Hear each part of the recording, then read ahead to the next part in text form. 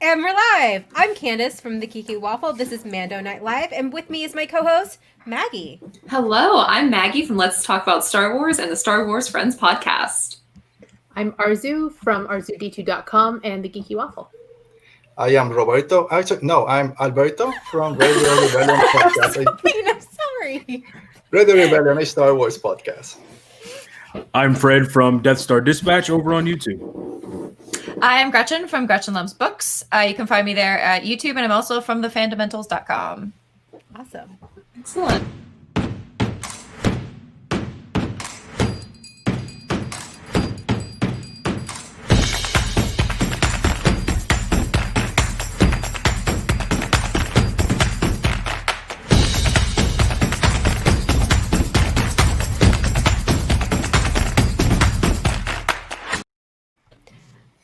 Okay, so here we are.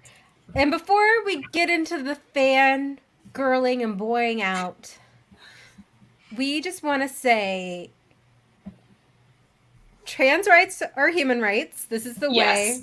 Our GoFundMe. We can't say anything more because laws and stuff. But we are at $17,314. We have had steady donations streaming in over the last few days, and it has been so awesome to see everyone rallying.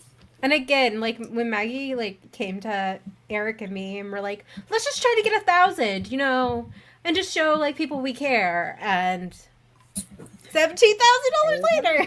It is amazing. insane. Yes, and it's going on till December 20th. Yes. So, still time. So much time. I really do believe that we're going to hit $20,000. I'm not saying anything, but maybe. I think it is possible. Okay, are you guys ready to talk about Grogu? The one, the only, is a Grogu. Grogu.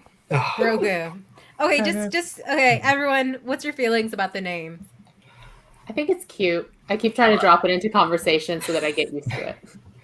Yeah, I think it's gonna be one of those Star Wars names that right now it's weird, but few weeks, months down the road, it'll just be common use and we'll be fine.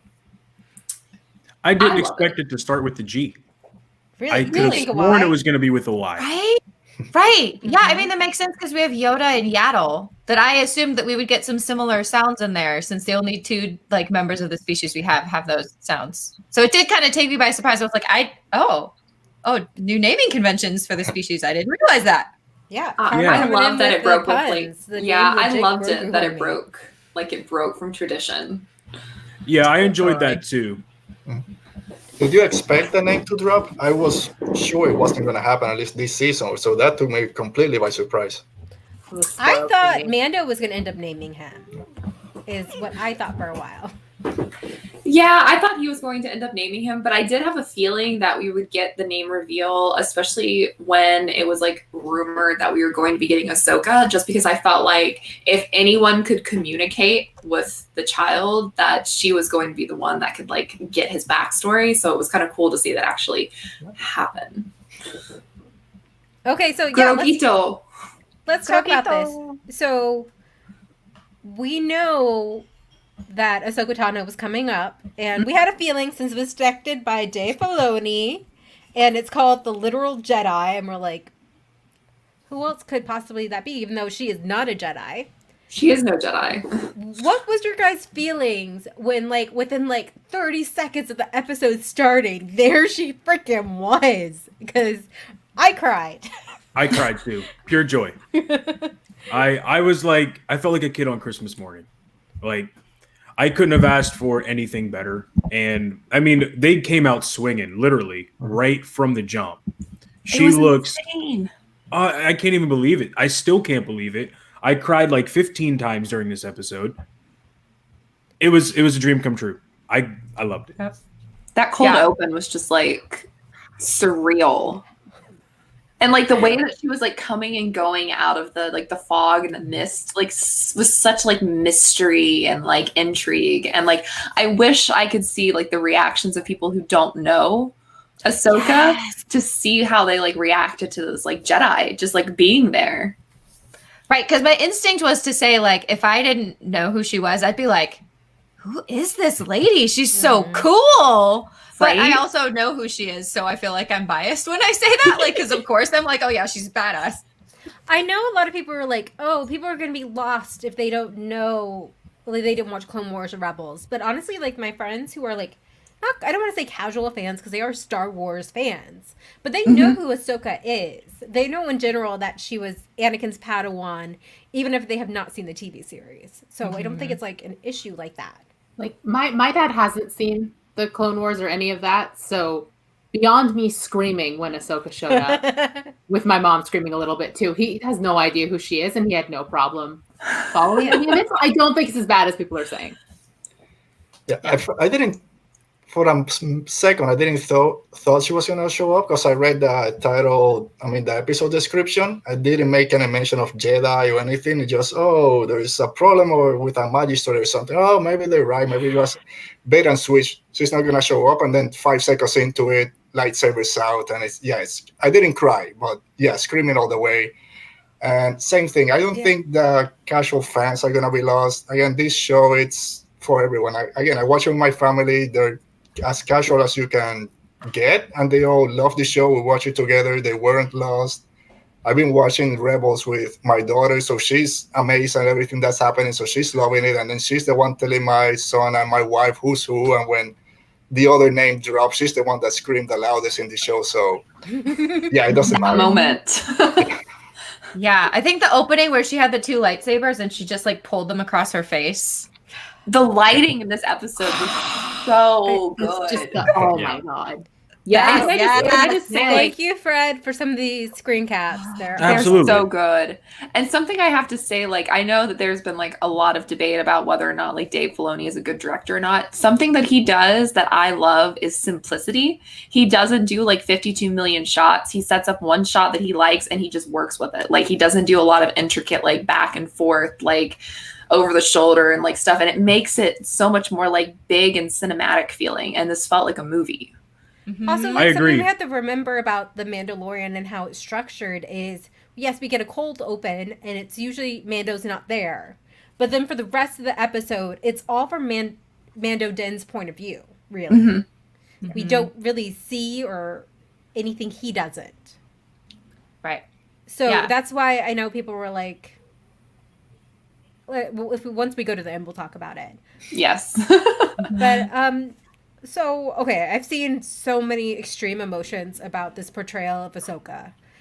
To, oh my god, I love it, to, oh my god, this is the worst thing ever, you ruined the character kind of thing. And honestly, I'm like, again, I'm like in the middle. I'm like, I like it. I like it, but I'm not like completely in love with it, but I also don't hate it. How are you guys feeling?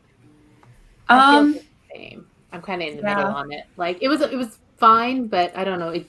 Maybe it's just the shock of seeing like somebody else play Ahsoka. I don't know what that is. Yeah. But the more I watched it, the more I liked it. But I'm kind of in the middle. I'm like, it was fine, but it wasn't the worst thing I've ever seen. You know what I mean? I'll say something it wasn't like even bad. It was just yeah. And like, I'll say something mildly controversial of like, Ahsoka's an okay character, but she's not like my number 1 all-time favorite character from like the Clone Wars. Get out. I know. No, I'm just like, I love her as a character, but Leave. I'm not emotionally invested in her the same way that a lot of other people are. So like, I don't have very strong emotions like one way or the other. Like, I think it's interesting to see like other people bringing these characters like to life and to see them at different points in their life. And like, so I try to approach it more from like, okay, this is an Ahsoka who has gone through XYZ. She's a little bit more jaded, a little more zen about things. Okay, so that's another thing Maggie and I were talking about is people complained about the character and where she is. But the thing is, we don't know what happened to her between the world in between worlds and this moment. We don't know if she's found Ezra yet. We don't know what journey she's been on. We don't know where Sabine is. We don't know where any of her friends are except for Bo-Katan. And the fact Bo-Katan knows exactly where she is, because she's not going to be staying on that planet for long, I don't think, when she like tries to find out where Thrawn is. Oh my god, Yeah. Thrawn! Sorry. Hold it. I didn't say anything. I scared myself. Stop. With Ahsoka, like with her location though, yeah, you're right. We don't know where she's been. And on top of that, I mean, who knows? Bo-Katan could have just been with her right before. Yeah, She might they could have tracked where they got to, which could have been Corvus, and that's when all of this starts. Yeah. So, and they could FaceTime every night and be like, "Hey, so how's it going?" They could. I like that they're still friends, you know? Yeah, and that's another thing, like as a fan of the animations, like that's a really fulfilling thing that these two are still friends, they're still in the fight together. That's such a cool, like heartwarming feeling for me. I love all the characters animation have given us, and I mean, they're not all top tier for me, don't get me wrong, but seeing the relationships now transfer over to live action and it still kind of feel like they all have that bond, completely magical. Yeah, I will throw myself in with the loved it. Cool. I loved so much about it. There were a few things that I had like minor nitpicks about, and a lot of it had to do with translating something from animation into live action, that there are just certain things you can't do. Like I'd seen a lot of the complaints about her fight style, and my reaction was like, I don't know that you could actually do her fight style in live action at all, ever. Like, and also do we not remember what happened with Yoda in the flippy flips in the prequels? And like, do we really want that right now? Like, I thought it was fine. Like the adaptation of her fighting style fit with live action to me, but that was like my only nitpick. Otherwise, I loved it. There were times where I thought she sounded almost exactly like Ashley Eckstein. Which made me wonder if she had studied her vocal patterns in order to play this role, which is impressive to me. Yes. Yeah, I think she definitely studied it, at least a little bit. Not even the way she sounds, but her mannerisms in her voice are very, very similar. So that left me really impressed. And, you know, with the appearance of Ahsoka, I loved it. I know the whole big debate right now is the length of her head. I'm not even gonna join that debate of what you call what piece. But there's a debate about that too? Mantra Leku. Right. Okay. Maggie settled it. So I just say head tails all the time. That's just my simple way of doing it. That's offensive, Brian. That's very offensive. That is offensive. Gotta go. I'm gonna have to kick so many people out today. I kicked Chris out last week.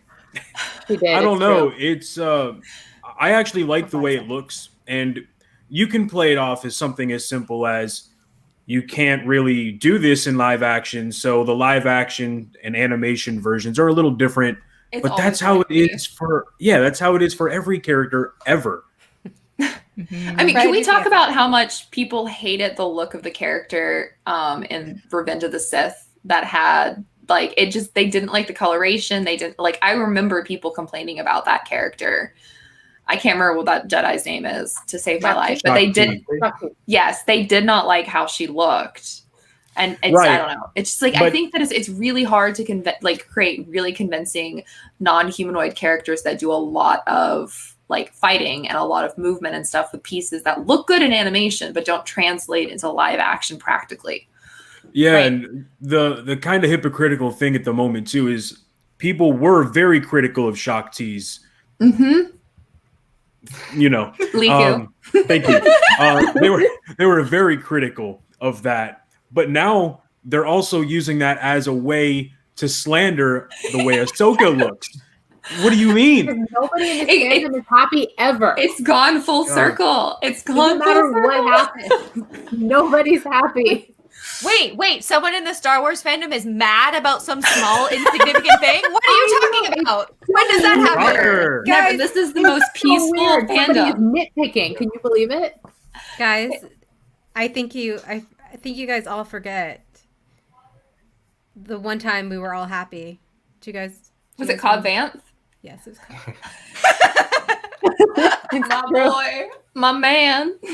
I'm sorry. I had to bring us back there for a little bit. Just remember that beautiful week. That beautiful week. It was so beautiful. The damn Yoda ate those eggs and everything went to hell again. That's when it all started. Yeah, I talked about you. I'm talking about you. Also, spiders. Why does it always have to be gross spiders? Why can't it be follow the butterflies?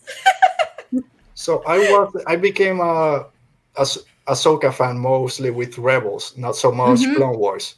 So I had some of the same issues that Gretchen mentioned at the beginning when I saw her. Her fighting style didn't look like it fit. And I started to think, because I was all for it to win from this day on, if they bring Ahsoka live action, everything with her should be live action. But then I thought maybe this character deserves to be animation because of the way she moves and all that.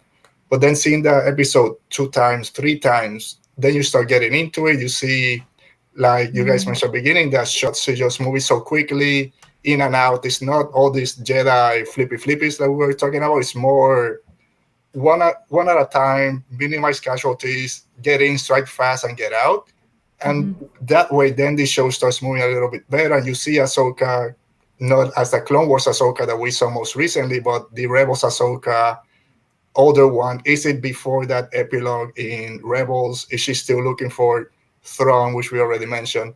Or is this after she already found Ezra? Like you said, Candace, we don't know at what point we're meeting Ahsoka now after we last saw her at the end of Rebels. So I think the character fits. Again, not being the biggest Ahsoka fan, I thought people that were the real fans were going to hate it. But from what I've seen, most of them are over the moon with it. And then I started getting into the character. Second viewing was great, and I just did a third one this morning. That episode keeps going up and up on my list of most better episodes. I didn't like it the first time I saw it. Like, I didn't like the episode. I'm like, this was extremely disappointing. And then I had to watch it a second time, like with a live stream. And then I'm like, okay, it was okay. And then by the time I watched it last night with my family, I was screaming through the whole thing. So like, it grew on me. I had to like sit with it for a bit. Yeah, someone is. I've seen that a lot go ahead. too. Oh, sorry. Just to talk about the. Oh, sorry. Go ahead. No, go ahead. I just want to say really quick about the fighting, especially at the end when she's fighting the Magistrate. She's trying to keep her alive. She needs her for information. So that's a very different kind of fight than you would if you were just trying to like straight up like murder someone. Yeah. You notice her fight style is so different when she's fighting the like hired guns. Like they're all dead. Yeah. She's half flash. Whereas with her, it's like a dance. Yeah. That's exactly what I was gonna say too. Like the fighting style changes depending on who you're fighting. It it's not always gonna be the same stance we see her take against Maul. Like when you're fighting, just these HKs, right? You're gonna be having a completely different approach to your fight because you don't have to use the same tactics. So I didn't have a problem with her fighting style at all, actually. Someone in the chat mentioned that she didn't have her reversed stance most of the time, but I will say in that final scene where she had the lightsaber, then she flipped it and caught it backhand, I was like, I like totally flipped out. I flipped my shit because it was so cool. One, the move is cool, and then I was like, she's doing her thing. She's got her backhand lightsaber style. I love that. That was so great. Okay, so Mando gets there and he's hired to actually kill her. Yes.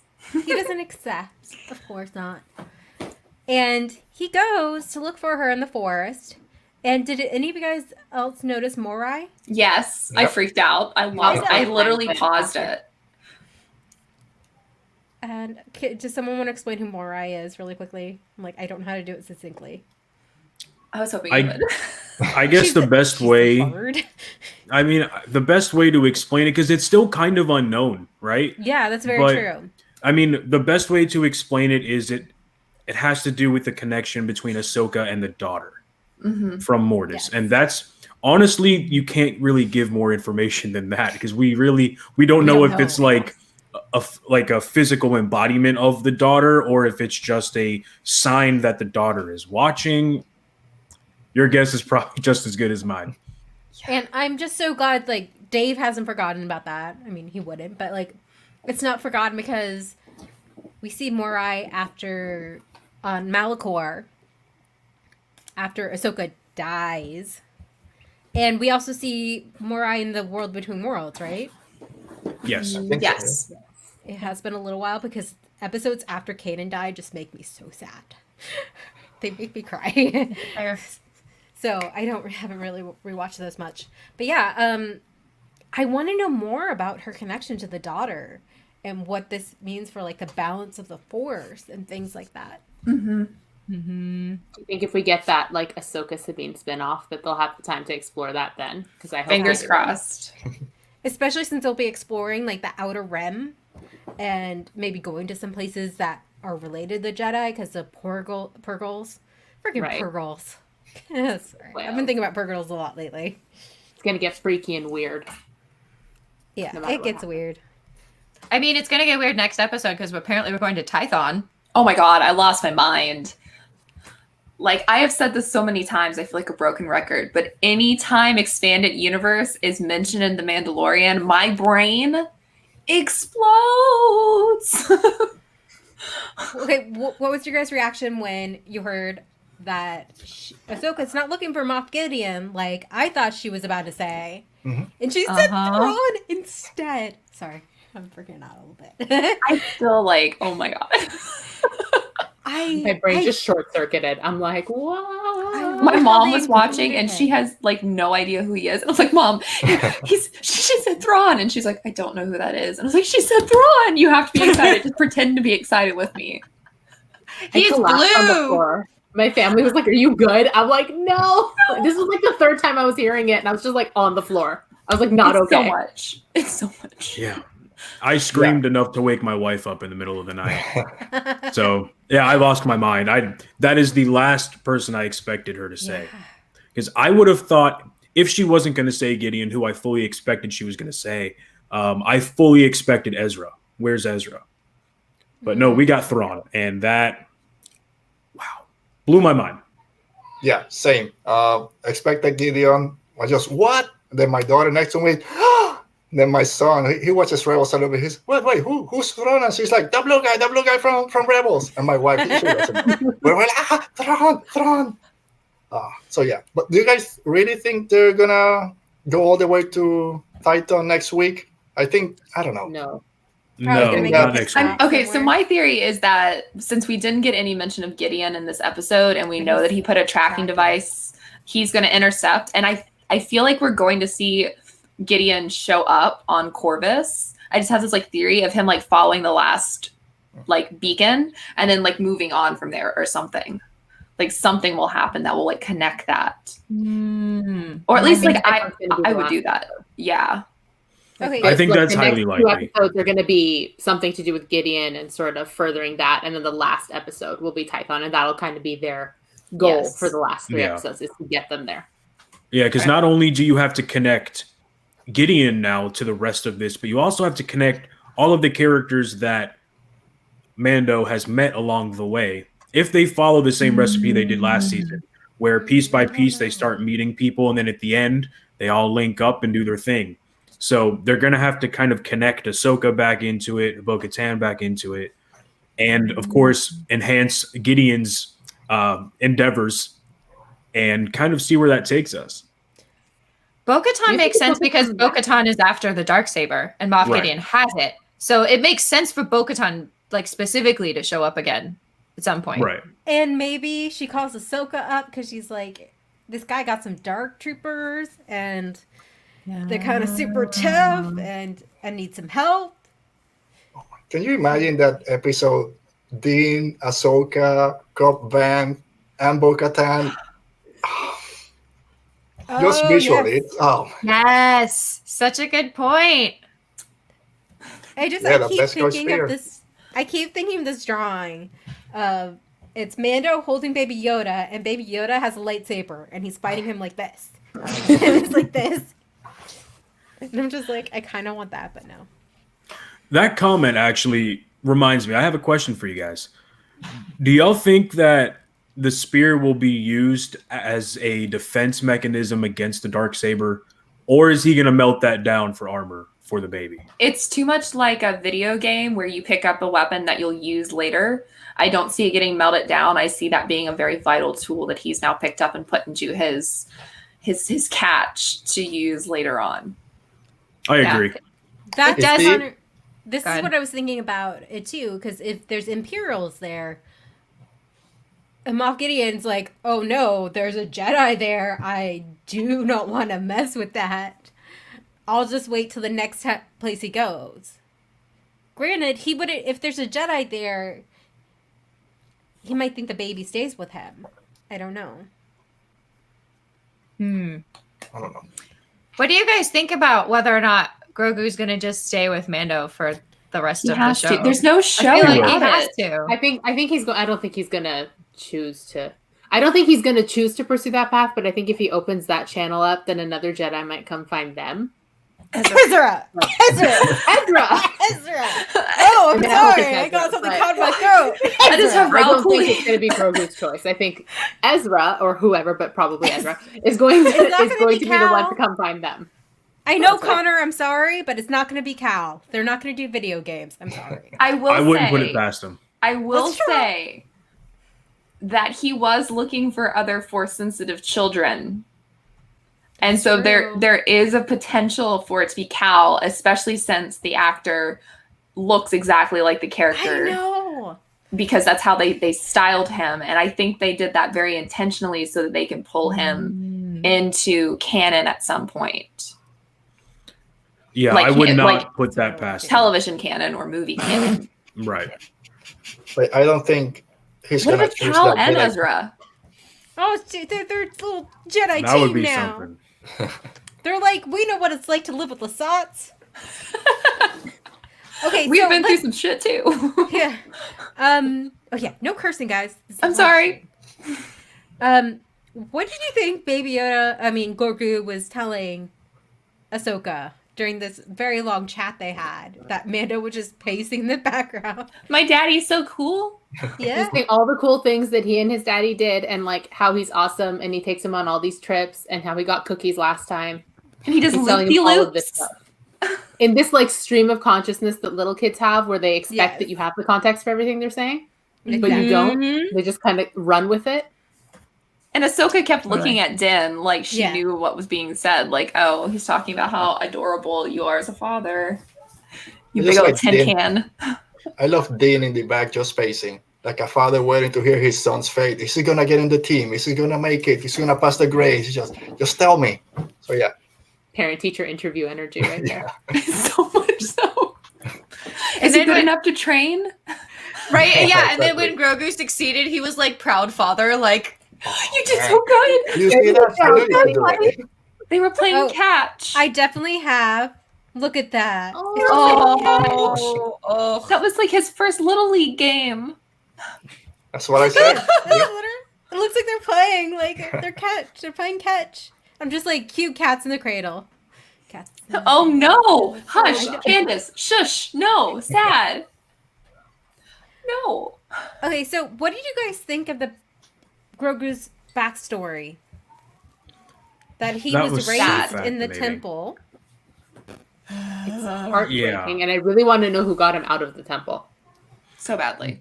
That was my exact same thought. I was like, who got him out of there? And question Oh, man. was, has he been under the Imperials this entire time, or was he rescued and then maybe kidnapped afterwards? That was my question too. Was like, how did he get from being taken from the temple to the Imperial to being like an experiment within Like, the has he been experimented on for 20 years? Maybe Right. 28 years, right? Yeah. Oh 27? my god. But we don't know when they got him, right? 'Cause Yeah, we don't I don't know. think the Yeah. Empire like took him from the temple because it said he was rescued from the temple, not taken. Yeah, You know what I mean? I good don't point. think the Empire came to pick him up, or not pick him up, but like I don't think the Empire is the one that took him from the temple. I think a Jedi But- took him, and then the Empire took him from that Jedi. Mhm. But he says his memory goes dark. After Right, After but the up to trauma. that point, his narrative is I was rescued from the temple, then it goes dark. So I think Okay. somebody Yeah. rescued him, and then He got it goes taken. dark. Like something went wrong after that. Yeah, That's someone great. I follow on Twitter mentioned the possibility that the reason he doesn't speak is from trauma. Yeah. Yes. And I was like, yes, absolutely. I think it is probably very likely that it's from trauma, that he just doesn't know how to, like, that's why he doesn't, use more than just like sounds And anymore. can I just say how that has such a more like power to the fact that he's communicating a lot more with Din this season. Like he's Yes. opening up. And like to be honest, like Din has his own trauma and Yeah. he's also starting to talk a lot more himself and like open up. And so like two trauma bonds going on right there. They're helping each other heal. I love it. Yep. And Grogu definitely reacted with had a stronger verbal reaction when he heard his name, which I thought was really interesting. He made a noise that he's never made before. Oh Like, my the God. sounds that he made were like more like He that had tilt, and the way he looked at his dad the first time his father said his real name. He's like, Daddy. And he started cooing. He started making a noise. He's like, "Ooh?" Yeah, or something like that. I'm not good at Baby Yoda noises. I mean, Grogu noises, but it was something like that. I will say somebody pointed out, and I can't remember if it was last night on the live stream or not, but somebody pointed out the fact that Qui-Gon Jinn had referenced like them doing blood tests on all of the younglings, and the fact that they know their midichlorian levels, and is it possible that he was intentionally sought out because of his own M levels? Since we got that referenced last week, like, is there a potential that he was... What if Grogu is actually the chosen one and it wasn't Anakin all along? They were born the exact same year, which is sketch. It is very sketchy. Two children with high M counts. Is this like a real good year for midichlorians? I mean, it's like a rare vintage. It's such a rare vintage, exactly. Yes. Is this like a Harry Potter Neville Longbottom situation where like the prophesied one when they choose to be? That's exactly what this is. Oh my god, no. Oh, yeah. God. Imagine him with the little Darth Vader helmet now. Oh. I mean, Anakin was the one who was going to probably kill him. He murdered children just like 3 weeks ago. Yeah. Speaking of Anakin, so the moment when Ahsoka said, "I've seen what happens to the best of us," like, tore my heart out in pieces. And we gotta remember, this is the first time we've seen her, other than briefly in The World Between Worlds, that her brother, the man she like loves so much, straight up tried to murder her. Yep. Malachor. Yep. So she got some feelings. She's been through some stuff. Right. I do wonder if Ahsoka knows about his redemption. Because we don't know where she's been. We don't know if she's had any conversation with Luke or whatever. Do you think she felt it? Do you think Anakin felt her out? I bet that she felt it. I bet that she at least felt it, yeah. I bet that she at least felt him pass on as Anakin, not as Darth we don't Vader. know where in The World Between Worlds or when she went. Right? Hey, his Force Ghost could have shown up and be like, hey, hey, hey. Yeah, that's what I'm saying. Like, he probably just popped up after the fact, like, hey, so, are we good? Like, fun story. About that. Funny story. I wasn't myself for the last 20 years, but... Yes. I look like Hayden Christensen again, so it's all good. It's all good. Be like, I saved my son. I wasn't willing to stop killing you, but my son, yeah. You weren't enough incentive, but the son that I didn't know. Yes, that I had never actually spoken to before. But that bond we had for 3.5 years, 4 years, meant nothing to me. But this son of mine I've never met. The way to phrase it is that Ahsoka created a crack that Luke was then able to exploit. That like she got into his heart a little bit and created a wedge, and that Luke wouldn't have been like Luke by himself probably wouldn't have been able to redeem Vader. I choose to see that like Luke was only able to do it because Ahsoka had gone in there. She loosened the jar. He's like a pickle jar, and she like loosened it and then handed it to Luke. And Luke was like, "Oh yeah, look what I did. I opened it all by myself." Ahsoka walked so Luke could run. Yes, exactly. And Padme still just didn't do anything. She's just, I'm dead. I couldn't. Because she says there's not many Jedi left. Which, I mean, the only one she would know about, that we know that she knows about, is Ezra. So I wanted to know, does she know about Luke? Does she know about Cal? Does she know about Ben Solo, who's like 5 and like toddling around? Yeah. Well, he's technically not a Jedi yet. But he's Force sensitive. He's at least a known Force sensitive child. He's like Luke Skywalker's nephew. Like if Luke Skywalker's on her radar, then I imagine so is Ben Solo. Yeah. So that's there's a lot that But yeah, Gretchen, he is Tyrion's comment though. Between fashion. I love that comment. Oh my gosh. It's between fashion. It was all the black Gucci suit. Oh, I'm so here for that. That was the final straw Thrawn convincing Vader that Luke was actually his and Padme's child. He was like, "Ah, yes, the fashion sense. You got that from your mother. His mother's sense You of are you are clearly my child." Oh my god. And then Ben got it. Yeah. Go ahead. He probably just was like, oh, Padme. Oh yeah. Like, okay, yeah, I see it. Padme. Can I just say that my favorite Ahsoka moment in this episode where I felt like I truly saw snips was the entire little training thing. Like, where she was like, come here, and Din's like, he's really stubborn. She's like, I meant you. Yeah, Like, I know. I love that. She's just so done with people. And I like how she said, what was it? I like firsts. They're always memorable, bad or good. Yeah. That was my favorite line of the episode Yeah. for sure. It felt kind of flirty. It did. Okay. It felt flirty. He God. was like, I love firsts. Good or bad, they're always memorable. And I was like, ooh. Can you blame her? Ahsoka. No, I don't blame her We at cannot all. blame her. She did get into his personal bubble a lot. I was like, Din is like letting people like get really like close to him, and I was like, Inside, he's probably like, I don't know how to process this. If I stay very still, they won't notice. I'm so glad I have a helmet on. he's I'll just look the other way. blushing She the doesn't entire know. time. Right, yeah. It's always blushing. Always just kind of like staring off in the other direction. No one knows. Din is The so whole socially awkward. episode, the whole thing was an episode of firsts, and you can see the reaction afterwards, good or bad. It's going to be memorable. This episode is going to live forever as one of the most important aspects in Star Wars. Good or bad, it's just going to live there. So it was a first, and it's going to be memorable for good or bad. It's going to be out there. It's true. But Yeah. I mean, there was so many firsts in that episode. I mean, the first time we saw Ahsoka, the first time we got to hear the child's name, like the first time there was references to like Jedi more concretely and the stuff. There's that. So I like that there was Thrawn in live action. Thrawn. The white lightsaber's first live action too. Yes. Oh my God, seeing those lightsabers finally, like I was just like But Yeah, there was the one shot towards the end of that fight in the opening, the cold open, where she's just standing there holding one of them each, and they're like fanning outward, and it's dark. Like there were a lot of shots that felt like you could like would make a good background.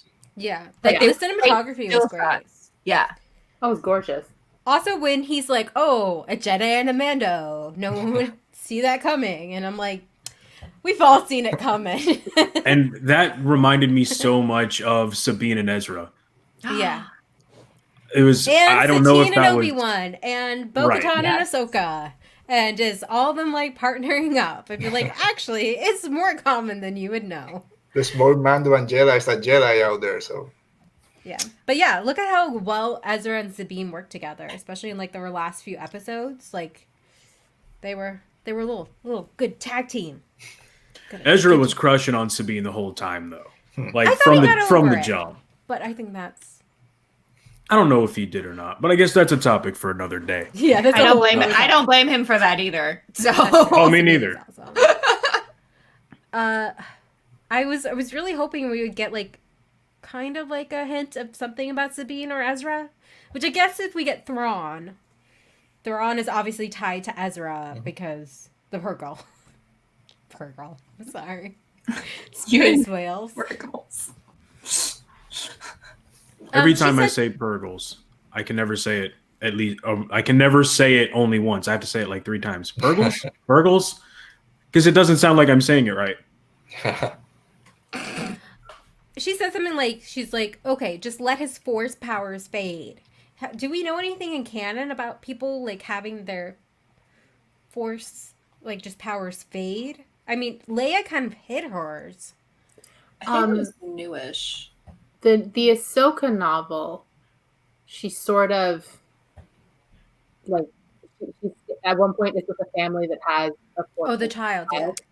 Right. And then her whole thing is like not training her, I think, on the assumption that it will go away. And she kind of tells them how to hide that. And I think she is assuming that will eventually stop if she hides it long enough. I think it has been several months and about 50 Star Wars books since I last read it. Same. It's been a while. So Oh, did you guys notice the loft cat? Yes. yes, And of course, there was the loft cat because that's Dave's signature. Okay, and okay, so we were talking about this character, the real magistrate or mayor of the town. He was great. Governor Wing. Yes, he is actually a Disney legend. He is an Imagineer. Yes. Wing I love that. Chi Chow, and I was like wondering why he didn't speak much, but Yes, that's his that was first an acting issue. role. That I have with this episode. Yeah, he speaks a little bit at the beginning, but then he's just silent. It's And then awkward. I find out like, oh, this is his first acting role. So that explains it. Makes a But little still, more he's sense, still- but I don't think that erases Maggie's issue with it. Yeah, no. It I was the get that. silent Asian trope. It was so because like you could have had him say anything at the end, like "Thanks for helping us" or like Yeah. "The village has been," like any kind of like thing instead of awkwardly being like to Ahsoka. It was just stilted. Right. There was a way he could have been like, you know, shall Oh, we go join join the us, others? or- Or, Yeah, you know, instead of being like, yeah. Just looking Maybe out into he the wasn't distance. comfortable with it. Maybe, and like I'd Yeah. love to know that because I hate thinking the worst of it. But after having read that article back in like April and just having that like in the back of my head, watching things lately, did not sit well. No. Okay, The other and- thing that's worth mentioning, I don't know how much it impacts this, is just how little dialogue there is in The Mandalorian in general. That's Yeah. true. That That's is a just good something point. that they rely on nonverbal communication a lot. And Even also sometimes when it movement. is stilted and awkward to have the nonverbal communication. That seems to be a thing that they're Yeah. going for. Okay, this is one bad thing I'll say about the episode. Her wig is horrible. So bad. But she's amazing. Diana Lee in Santo, she is a stunt double and coordinator. She's a martial arts expert. And like she's worked on things like Buffy, Lucifer, a bunch of TV shows, and she's actually the goddaughter of Bruce Lee. Yes. That's so cool. Yeah, it's awesome to give like these people who usually are like hidden or in the background a chance to be featured and Mhm. a prominent role. She was giving me major Queen Trios vibes. If anyone is familiar with the Darth Vader comics, Yes. like she was totally giving me Queen Trios vibes, and I love Queen Trios. Horrible horrible person. Same with the Magistrate. Not a great person, but like a really fascinating, interesting character, and very much like a Dark Leia. Like Queen Trios is like Yes. a dark Leia character, and like I was getting similar energy from the Magistrate, so I really enjoyed her. But I love Lady Villains. I thought she was really well done, and I really liked this. It was super awkward to like watch, but like you can hear when it shifted to like Mando and the second in command just like standing awkwardly being like, so are we gonna fight, or you know, am I gonna shoot you with this, or am I gonna lay it down? And like you just hear like the women grunting in the background like fighting. It was so But I know awkward. people had an issue with that, but again, majority of stuff is told through Din's point of view, that kind Right, of thing. yeah. Yeah. So Is We this need to check back in with him once in a while. yeah. is this the first time in live action that we see two main female characters having an actual meaningful fight? Yeah, that I think It's at least meaningful for the lightsaber. episode story. I think the first time that we've seen that in Yeah. no apart from animation, I think the first time we've seen something Yeah. like that. Yeah, I think so. Yeah, think because Captain Phasma doesn't ever fight. Now, she and Rey don't fight. Rey doesn't fight any other female character. Same with Gina in Rogue One. Leia doesn't fight. There's really no other female character at that point. So I think it's first time live action that we've seen something. It's not just a blaster shot and that's it. It's an actual meaningful fight with stakes behind it. I think There's few a of the videos. reason Yeah. Dave is my Oh, there you favorite. go. He's so good. Dave's the best. I like I'll say it like ahead of like I am completely biased about Dave and his team with Rebels. He gave me Sabine. He gave me representation. I will forever love him, and I will stand him, even though I feel like I'm way too old to stand anyone. I'm gonna get a tattoo of Dave Filoni's face on my thigh. You should get his cowboy hat. I should get a cowboy hat of my own. That's true. I have one. Ooh. Oh, that's true. She does fight Zori for like a little A bit. 5 But second. Alberto said a fight with stakes behind it. Yeah, with some meaning. Yep. Like she drops Zori in about 3 seconds. Yeah, there was. Because Speaking of the they want her magistrate home. too, what do you think happened to her? Yeah. You know, is she like a prisoner now or something, or what? You're like, all right, thanks for telling me the information. Go be free. What happened? Probably handed her over to the people. Like, you know what? Do whatever you want with her. Yeah. Maybe she's in one of those like torture things. Those electric. Maybe. Cages. Those were creepy. Yeah. It's like if a crucifix and a what are they called? The agonizer booths in Star Trek. It's like if they had a baby. Yes. 100%. So yeah, maybe she's in one of those. Or I don't think she's dead. Like Ahsoka wouldn't have killed her. No, she's not going to kill someone that's unarmed now. You know, there's no way.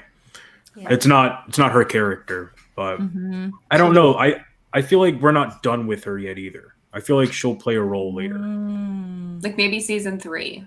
Or maybe even if there is a Rebel sequel and it's about Thrawn. She might pop. Oh, yeah.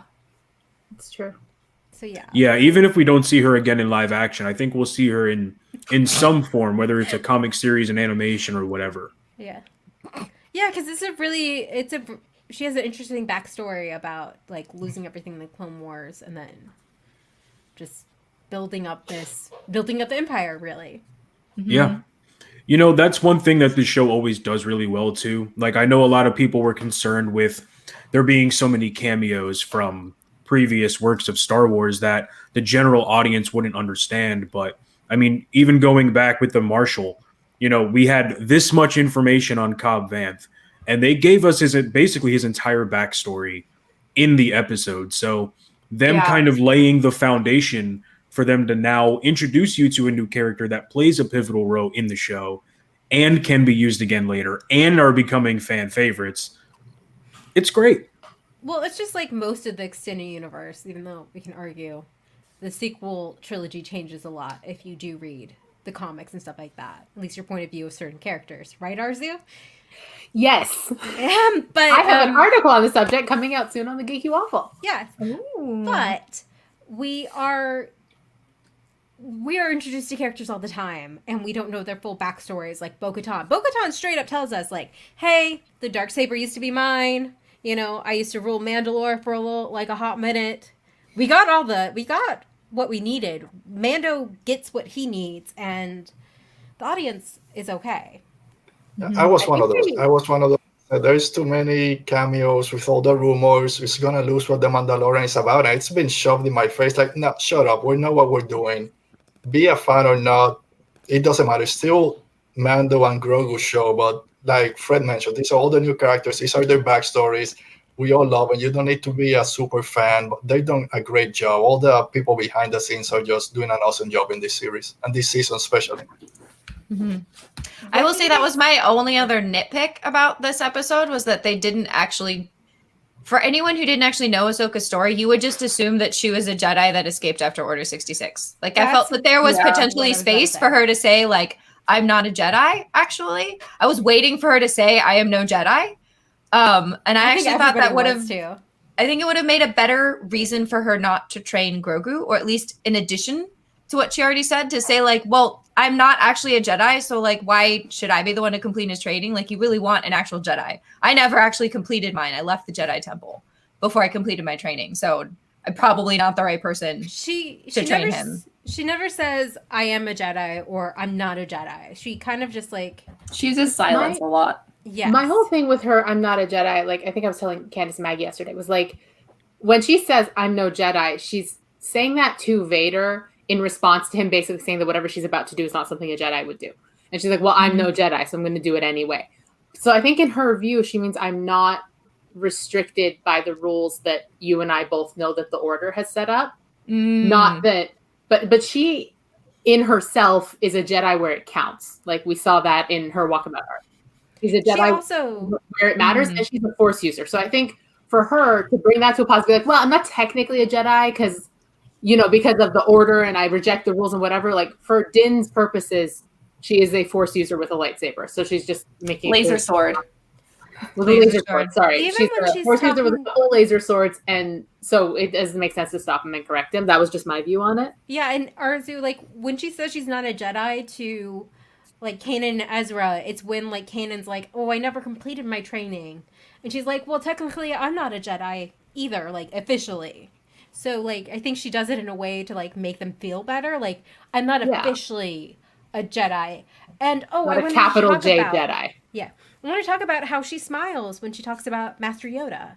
So she doesn't have like hard feelings for him. She smiles when she sees him on what planet? Is it the Jedi Temple Lothal that they go to get information about Malachor? She sees like the ghost of him even though he's not dead yet. And she smiles at him then.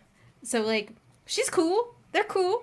Yeah, I think instead of saying I'm no Jedi, she should have just gone straight and say I'm a citizen and just leave it there. We just all riot. We're like, no. I mean, he was right, Everybody but Disney Plus immediately.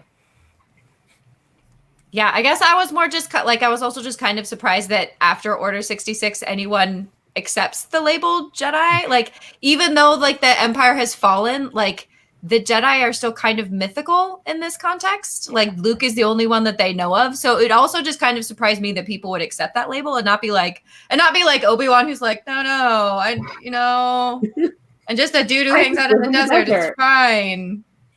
Yeah. I'm Ben Kenobi, not Obi-Wan. I'm Ben Kenobi. Yeah. Totally different person. Yeah, I changed. My name's not the same. First, My name is 2/3 the same, George. but I'm a different person. There's a bunch of Kenobis in the galaxy. Stop just trying to stereotype. It's a really that we're all common Jedis. name.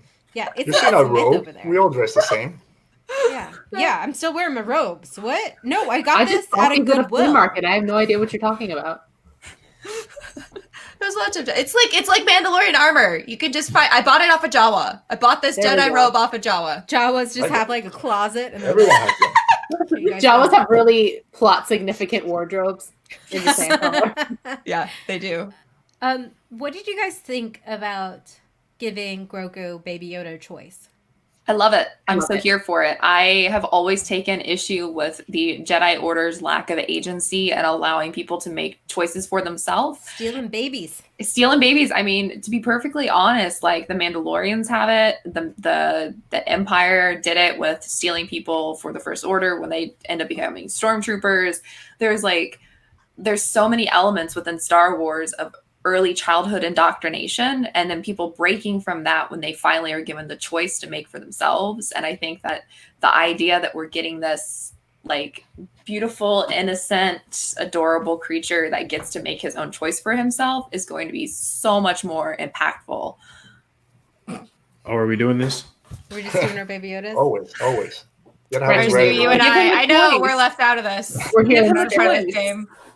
But yeah, it's very interesting, especially as Ahsoka, who was born and raised, and she made that choice to leave. Right. And she doesn't sound like she's here for if she knows about the order Luke is trying to recreate. She is not here for that. No, yeah, it sounds like she would probably be a little bit disappointed in like the idea of that, maybe. Yeah. But sorry, Arzu, you were going to say? No, sorry, it's not big. I just think it makes like an interesting contrast with Grogu and Anakin, born at the same time. Like Anakin is not forcibly taken away like from his mom because he does make the choice to go, but it's kind of between like Being a slave. his mom and being a slave, but being with his mom, and then being like getting this really grand life of like a hero, which is what he thinks. And then he makes a choice, but he doesn't really have all the information. But like Grogu does, because he has lived outside of the Jedi sort of way of life. He has lived within it. So he's lived with Din, so he sort of knows what his options are, and he has a bit of experience. So I think that's going to make for a more informed decision on his part. You made me think of like the Amish and how they let their people go out. That's into what's happened here. He's on Rumspringer. Yes. I guess if you put it that way, that's kind of what this is. He knows what it's like to live as a Jedi. He knows what it's like to not live as a Jedi. Now he has the information to make a choice about how He's got a dad. He's not going to leave it. No, I don't think he's going to leave his dad, but Yeah. But we need to explore that. Yeah. I'm into So it. maybe there will be no Jedi who comes for him because he's going to make a choice and be like, nah, this is my He's going to be boss. like, actually, can I nap a little bit longer? Can I just Yeah. close my eyes? I can't see you. You can't see me. I'm not leaving. Be like, Dad, I need snacks. I would really I like need if he's more like cookies. if we have this epic scene where he's set up and he's sitting on the seeing rock and he reaches out and then like food comes into his hand. That's his choice. His choice is like Egg. more like the little ball, the control little ball. Like that's what he chooses. Is like, this is my choice. Oh, when Ahsoka's like, "Oh, you need to connect with him." For a second, I thought Den was going to take off his helmet. I did too. Or when they were going to say goodbye, he was going to take off his helmet. I did too. I fully expected it. I like girded my loins. I think when he takes off his helmet, it's not going to be like in front of Grogu and like somebody else. I think it's just going to be the two of them because of their connection. Oh, can we talk about the moment that broke me? Let me. Oh my god! I know it's the same moment that broke me. Yeah. Buddy, it's time to say goodbye. And just that single line that Pedro Pascal said, He's and the so way good. his voice just like broke in that moment. And Grogu's like, "No, I need to sleep, dude." He pulled the kid move of I can't see you, you can't see me. I don't have to get up. Yeah, he was fake. He probably was faking sleeping. He was like, He like stirs a lot easier than that usually. yeah, he does. He's like, no, I'm napping. Can't take me to the Jedi lady if I'm sleeping. I can't leave if you can't wake me up. So Yeah, it's the like I can't read now for some reason. Only it's like I'm not conscious now. So and how long do you can't think say Din goodbye. sat there with him? I know. Just Long A while. enough for Ahsoka to come. Ahsoka had to go long and enough for find him. Ahsoka to finish partying and walk over. Because he said, "Stay here, I'll be right back," and then she ends up coming to the ship like.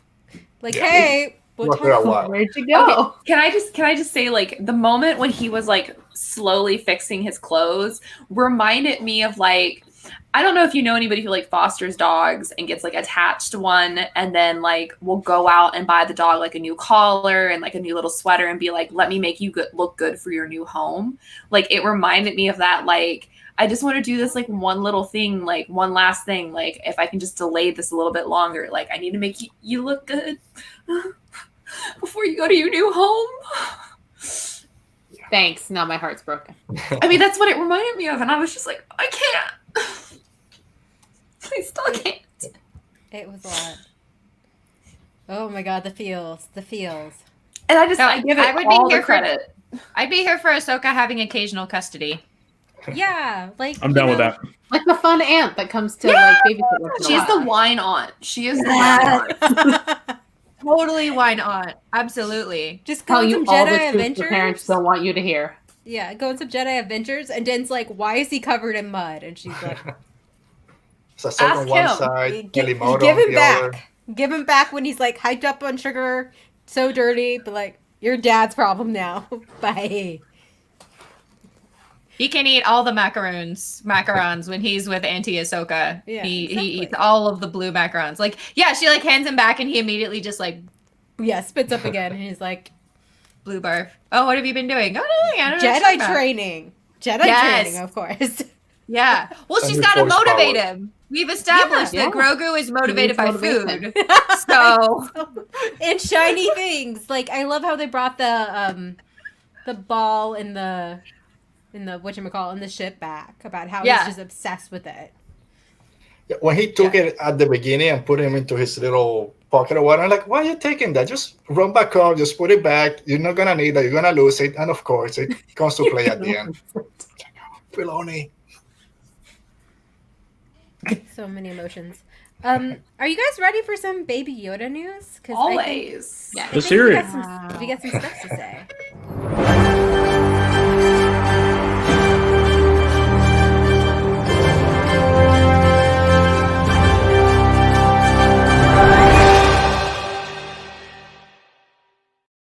Okay, we probably should change this name now that we know his name, because this is what the news is about. It's So you very, guys very know- important news. You know how he contacts me and Maggie occasionally. A lot, actually. It gets kind of annoying. I've had to silence his phone calls. It's a lot. It is a lot. So he recently sent us this note.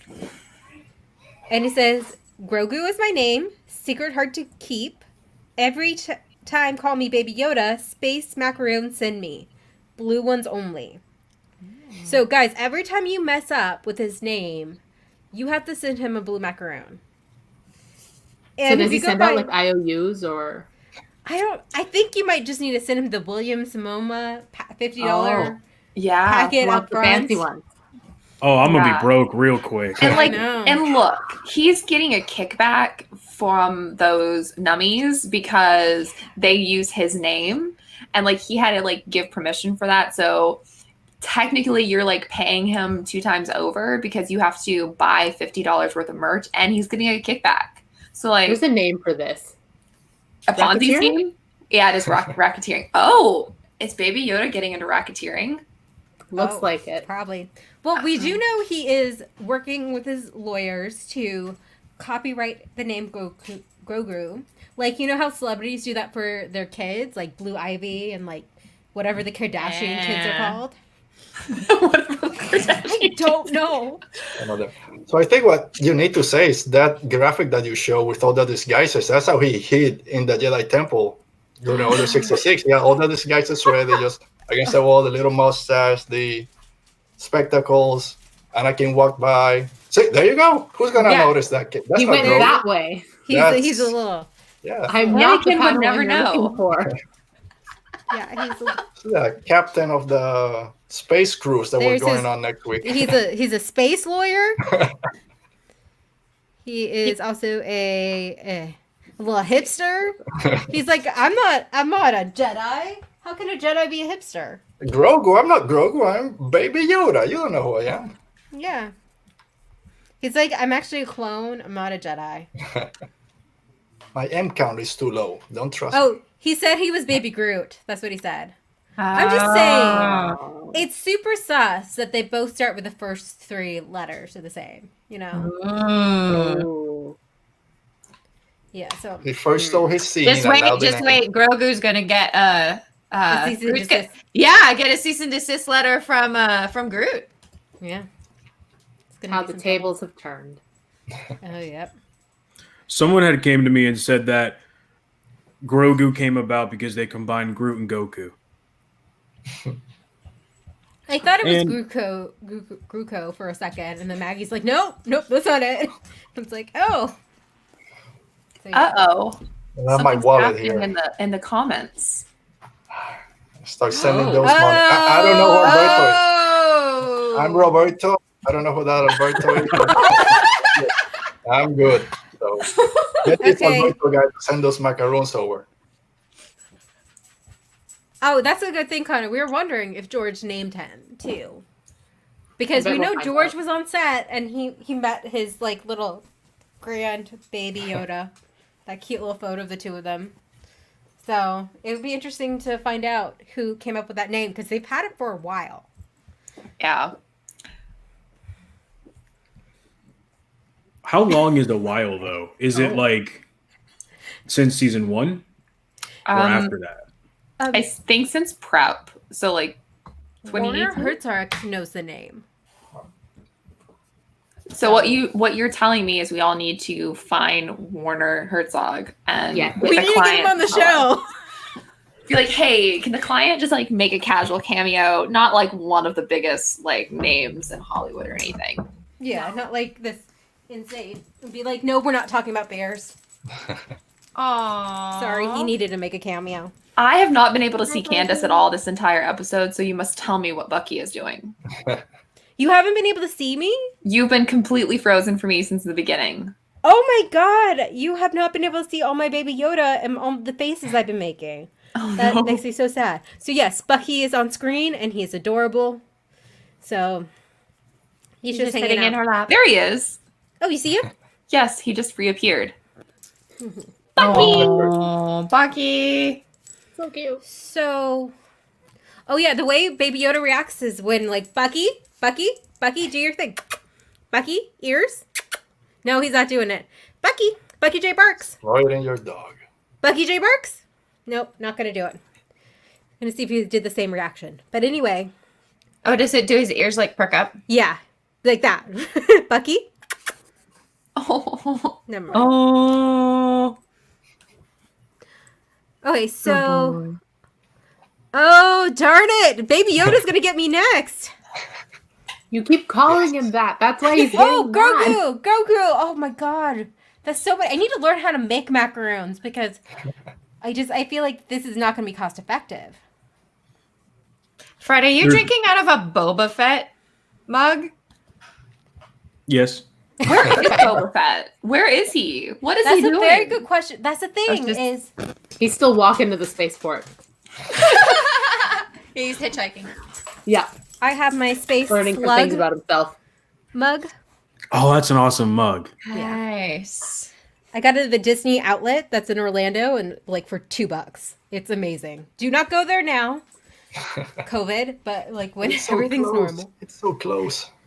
I have the one from the park that has all of the posters from the original prequel, or not the original trilogy on it. And it's like a big one, and it's got all the original posters, one on each side, and the handle is a lightsaber. It's so cool. I love it. Okay, I have so many Star Wars mugs, it hurts. I got like 25.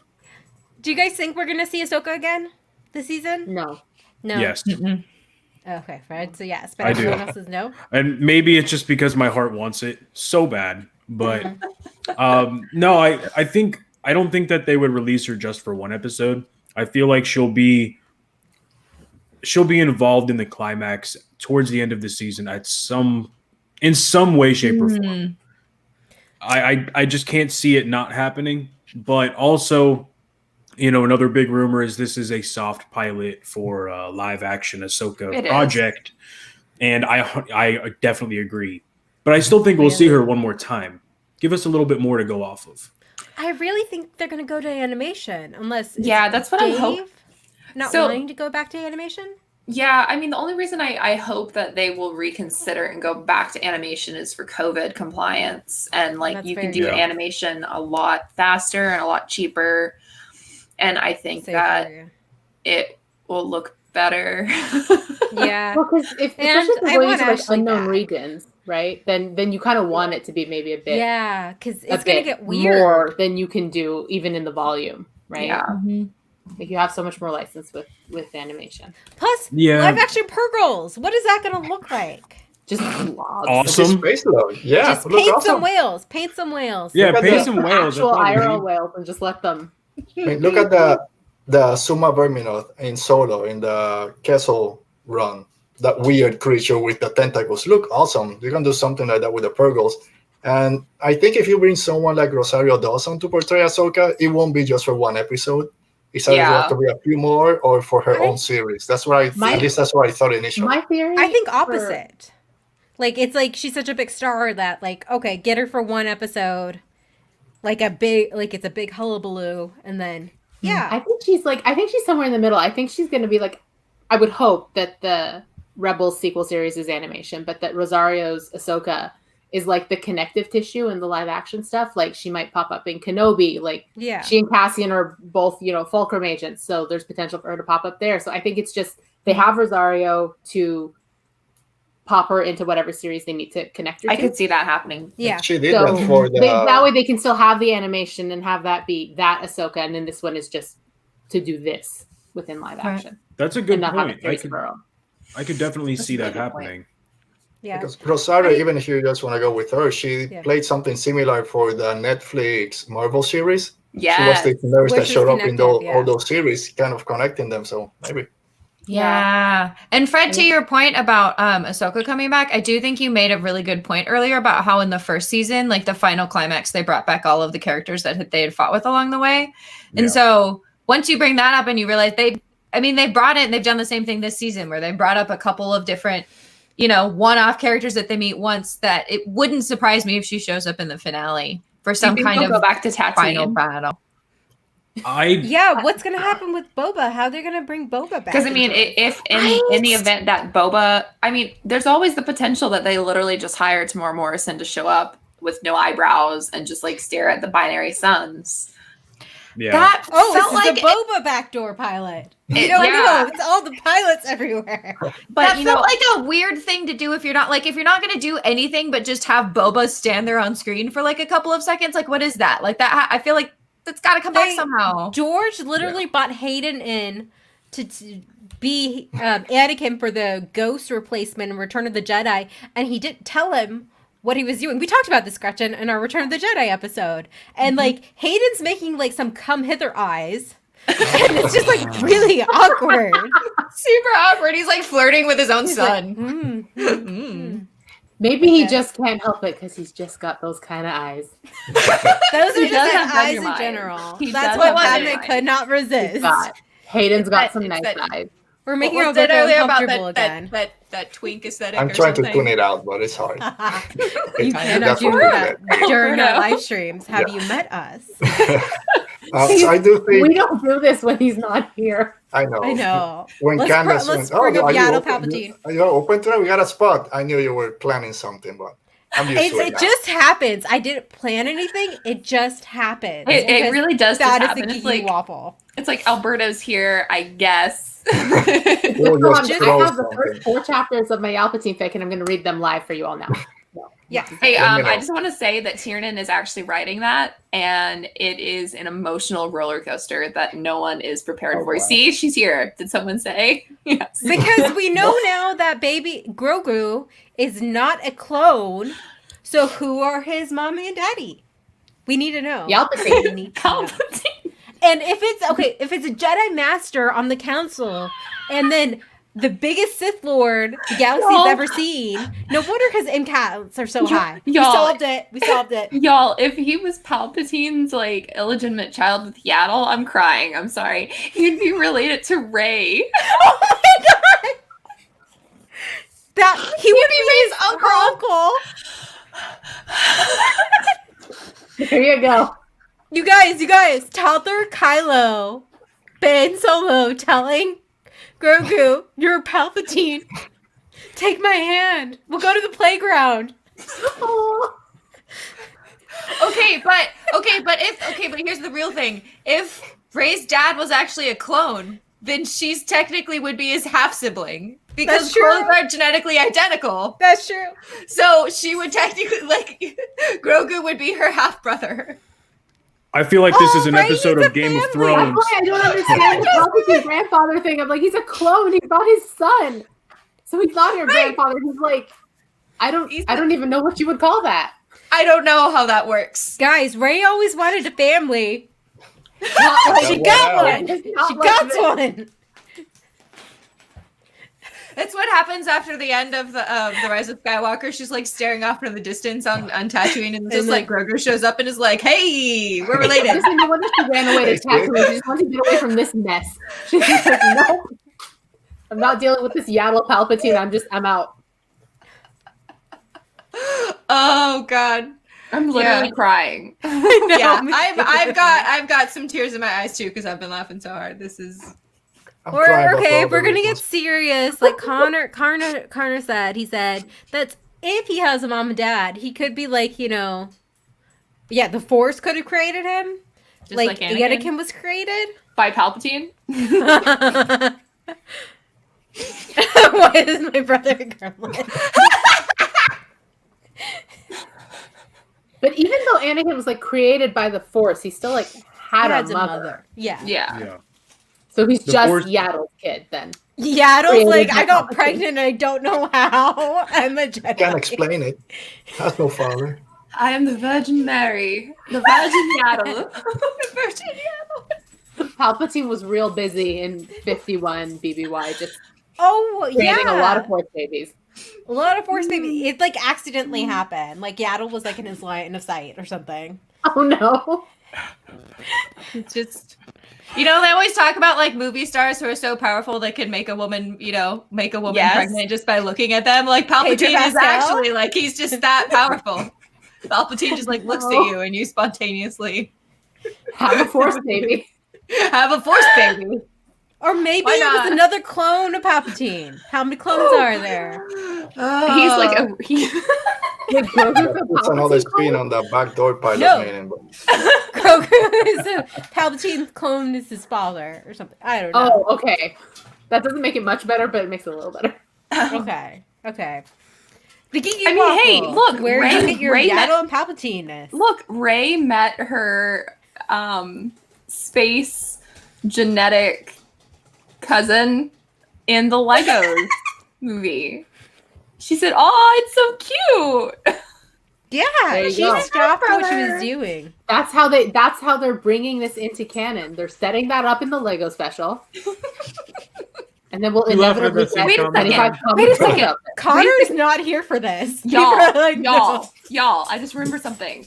In the Rise of Skywalker Lego video game, you can play as Yaddle. Yes. Oh my god, why would you be able to play with Yaddle? Why are they bringing back Yaddle? Wait, the Because Skywalker Yaddle's got the Rise of sickest Skywalker hairdo Lego. ever. You can play as Yaddle.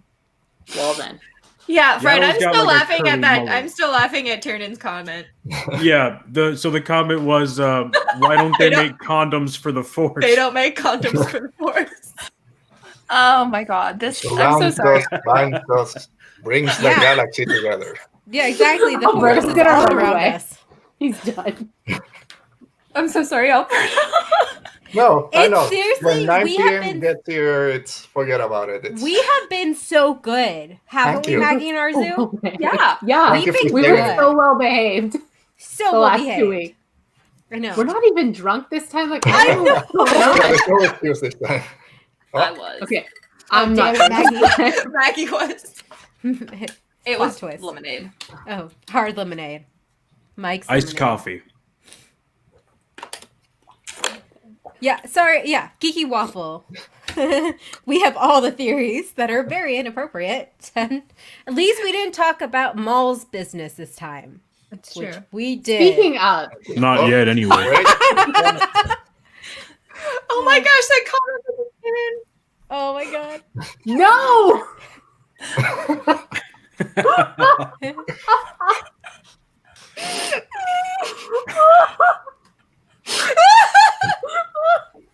Y'all, I can't. You know what I was just thinking? I was like, there's so many Star Wars and Mandalorian live streams, stuff like that. And I was like, how do we make ours different? Well, Here we No are. Palpatine. Here we are. We've got your TMZ style theories Yes. about About family some, like, dynamics. celebrity- Yes, the family dynamics. Fred and Alberto are like, I know. I mean, No, I'm Fred laughing, Alberto, man. You Like- know, you should know us by now.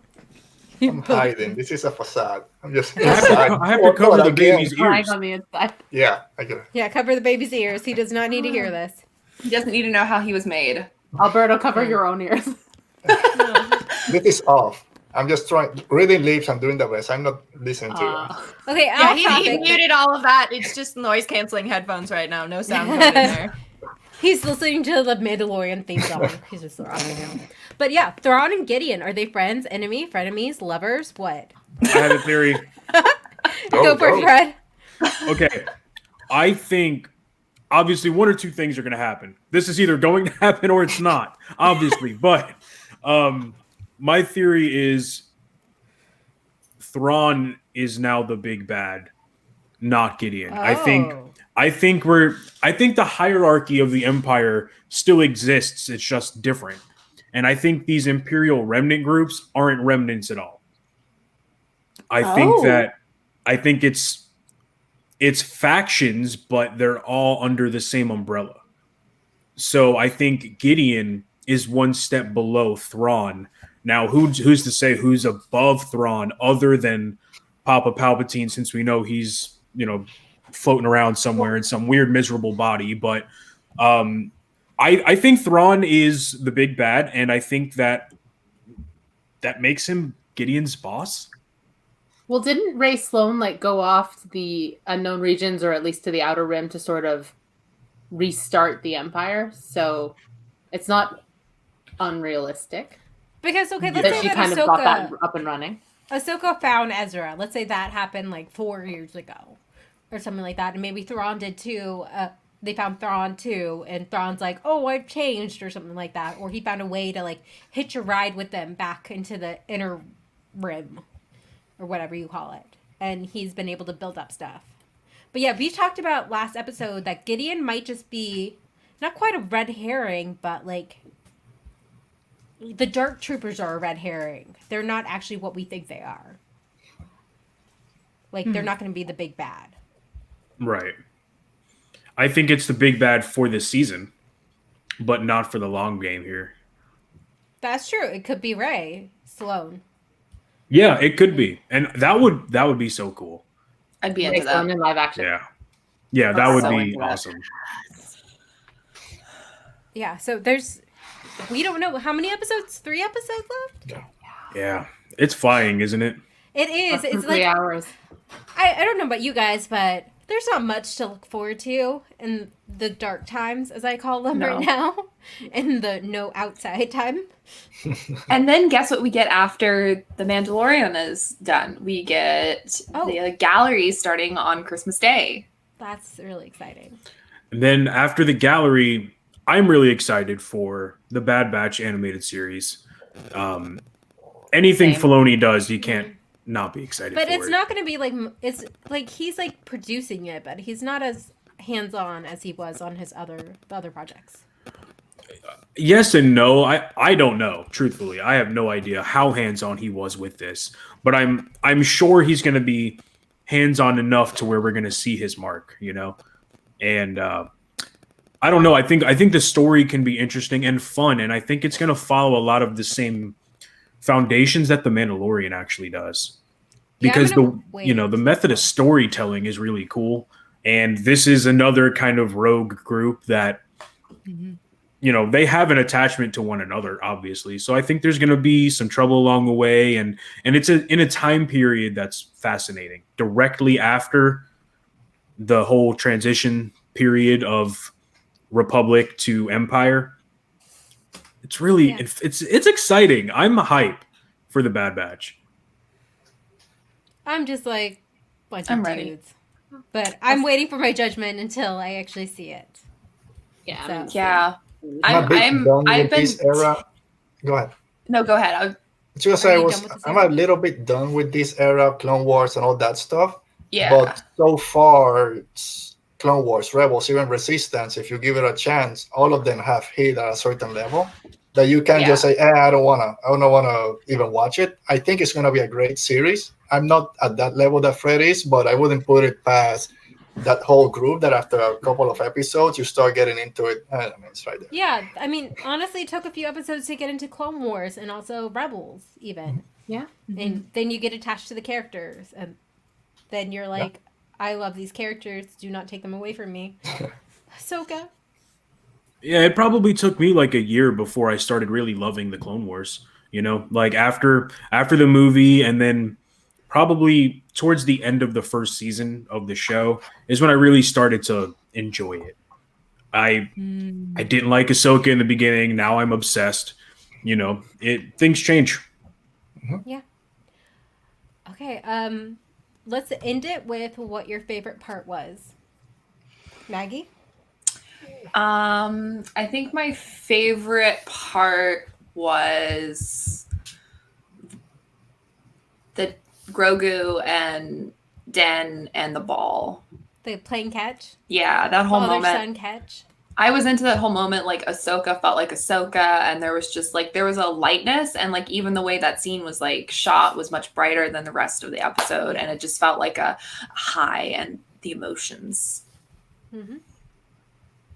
I liked that moment, like Din and Grogu in the ball, and then contrasting with him, like it's time to say bye, buddy. Like that whole, because you really see how close they've gotten and how much Din, I guess, really thinks of him as his kid, and then sort of like, I want what's best for you, so it's time to say goodbye. Like just the two, as contrasted, made for my favorite collective moments in the episode. My favorite visual was Ahsoka holding Grogu with the moonlight in the back. I thought that visual was everything. But my favorite moment was the mention of Grand Admiral Thrawn, because it just came out of left field. I wasn't expecting it. Ahsoka's going to show up. Just hearing Thrawn was something unexpected. So, yeah, for me, it's everything that Ahsoka was in. Every single shot, I lost my mind. But if I had to pick one, it would probably be the Thrawn mention as well. Completely did not expect it. Blew my mind. Still thinking about it and all the possibilities that it laid for us. Mm-hmm. It's hard for me to pick because I loved, like Fred, I also was just obsessed with every time that Ahsoka was on screen.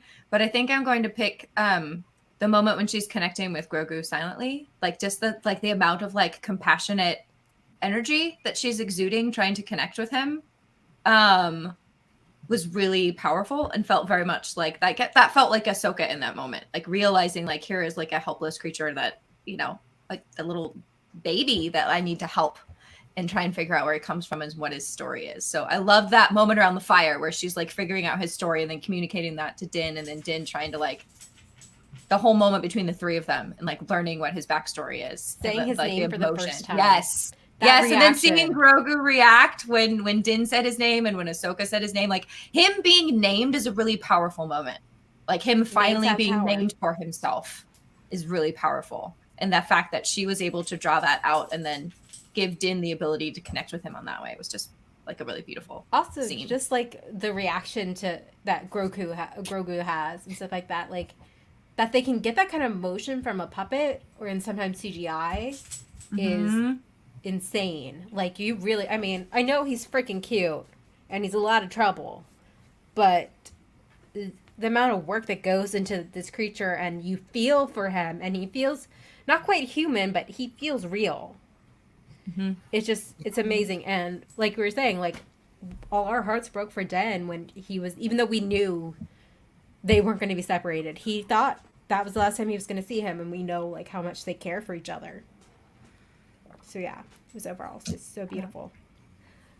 Maggie, tell people how they can find you on the interwebs. You can find me on Twitter at Maggie of the Town. You can also hear me over on Let's Talk About Star Wars on YouTube at youtube.com/C/Let's Talk About Star Wars, and then also on the Star Wars Friends podcast. And I also just want to read a tweet that Hal Hickel just posted. He works for Industrial Lights and Magic on The Mandalorian. And he tweeted, y'all in for a roller coaster these last 3 episodes, smiley face. We are not ready. We are not ready. Arzu? Okay, so you can find me on Twitter at Arzumi. You can find me at my own site, arzud2.com, where I'm currently going through every canon Star Wars book. You can also find me writing and podcasting occasionally at The Geeky Waffle with Candace. I have a lot of opinions. She has to hear all of them. And I also co-host Beyond the Blast Doors Live on Wednesday nights. Awesome. You can find me at Twitter and Instagram at Radio Rebel Pod. Podcast comes out every Monday, Radio Rebellion, a Star Wars podcast. And then we do live streams every Saturday at 5 on YouTube, Radio Rebellion Podcast. Personal Twitter account at Tweets by AC. And sometimes here when they want to make fun of people and make them blush, I'll be here. Hush, Roberto. I get called by the wrong name. Sorry. You're not, but that's fine. Wow, shots fired. I know. Well, that was my favorite moment ever. Okay, you can find me on Twitter at Death Star Dispatch, ends in a T because Twitter likes to limit my characters. Or you can find me on YouTube at Death Star Dispatch or on Instagram at Death Star Dispatch. My content's all over the place. I'm not going to lie. I do a little bit of everything. And I also don't have a good schedule like y'all do. But we're here. We're having fun. And that's all that matters. Yeah, Fred was on our Universal Monster episode that came out last month. And he's also a horror fan like my co-host Bree is, and I am not. So it's great that he would talk to them because I had not that many opinions. And Gretchen, who was on our Return of the Jedi podcast. Yeah. I find a lot of what you just said, Fred, very relatable. I'm kind of all over the place too. You can find me on Twitter at @GLovesBook, G_lovesbooks. On YouTube as Gretchen Loves Books, and on Instagram there as well. I also write and edit for thefandamentals.com, and I'm actually going to be writing a piece about Ahsoka that will be coming out tomorrow. So I'm going to go do that after I'm off of this. But yeah, I write about lots of things. I just love books and sci-fi and fantasy and all sorts of things. So I talk about a lot. Okay, and I'm at thegeekywaffle.com and geeky_waffle. Can find all my crazy headcanons and maybe some inappropriate stuff. It's your premiere place for nodding. Yeah, so thank you all for joining us. And our GoFundMe is still live. Trans rights and human rights. This is the way. We are always here for this. So yeah, it ends December 20th by the time the new episode ends, the season ends. But yeah, thank you all for joining us for Mando Night Live. Bye.